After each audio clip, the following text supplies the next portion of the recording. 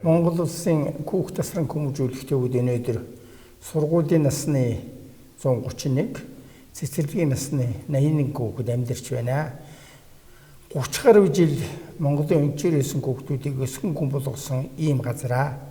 Хүүхд тасран хүмүүжүүлэхтэй хамгийн бэрхшээлтэй гол зүйл бол 30-40 жил болсон барилга байшин их хуучирч муудсан учраас үүнийг засварлах ажил гэдэг бол хамгийн хүнд бэрхшээлтэй зүйл юм.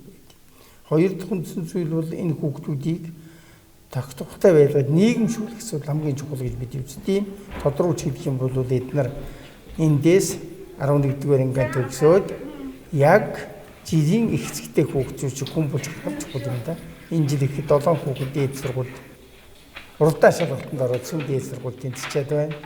Ийм бол олон зүйлүүд бол байд юм аа. Бидний гол зорилго бол завьяас хөгжил. Тэгээд бидэнд бол энэ хөгжлийн кабинет гэдэг бол онц чухал. Энэ кабинет нь бид хүүхдүүдийг нийгэмшүүлэх, харьцааны соёл хоорондоо ярьж, дохирч энэ зүйл хамгийн чухал зүйл юм гэж ингэж боддог юм да. Хамгийн гол хөрөнгө оруулалт л одоо бидэнд онцох хэрэгтэй байна. Мөнгө төгрөг бол онцох хэрэгтэй байгаа. Яагаад гэвэл Монгол орны эдийн засаг бол үнэхээр хүнд байна.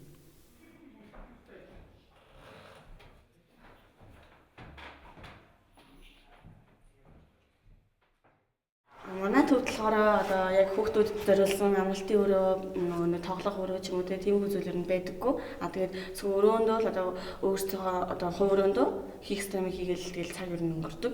Тэгээд ер нь амралтын өрөө байгуулалт ер нь илүү өөр бүтээлтэй тэгээд илүү бусдаагаа илүү ойр дотн хайртана гэж бодож байна. Өрөөндөө ингээ хичээлэх хүн манай өрөөний жишээд орж ирээд ирлээ. Шуугилдаа тэгээд ерөөсө хичээл хийж чаддаггүй. Тэгээ бус дөрөнд ч гэсэн орж хичээлэх хүн бас өөр жишүүдэд болохоор ерөөсө хичээлээ 50 хийж чаддаггүй. Тэгээд орой бүр суул дээр 8 хүртэл хичээлээ хийж авах хүрч ирдэг. Энэ ном уншихыг туртай гэвч манай намын сан нэг хангалттай ном байдгүй. Намын сан байгуулж байгаа юм. Тэгээд тэнцээ одоо намын сан байна гэдэгт бид нэр их найдаж. Миний хувьд компьютер дээр сууж нийтээр аялах аягүй туртай. Тэгээд биднэрт компьютерийн өрөө байдаг хэдий ч бага хэмжээний компьютер байгаа. Тэгээд биднэрт хүрэлцээтэй компьютерийн өрөө бий болгох гэж тусалж өгөөч гэж хэлсэн.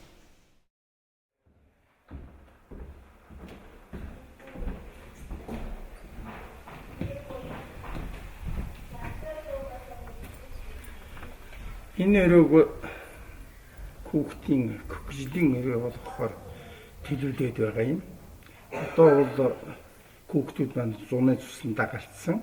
Тэгэхээр тэдний хэрэглээний зарим хэсэг остол, ширээ, адиал, эвдийн хэрэглэлийн хураачаад байж байгаамаа. Энэ бол хүүхдүүдийн хаяг амьдардаг өрөөнүүдийн дотор байж байгаа учраас хамгийн их боломжтой ийм өрөө гэж бодож байгаа юм. Тэгээд сайн санаад хүмүүсүүдийг хүчээл энэ өрөөг их гоё болгож хүүхэд орчин үеийн бас харилцааны соёлтой болох, энэрэнгийн сэтгэлтэй болгох, эрүүл ахуйн орчны бүхэл хөгжигөл төрлийн зүйлүүдийг бий болгосон юм гоё өрөө болгоход мөрөдж явж байгаа юм да.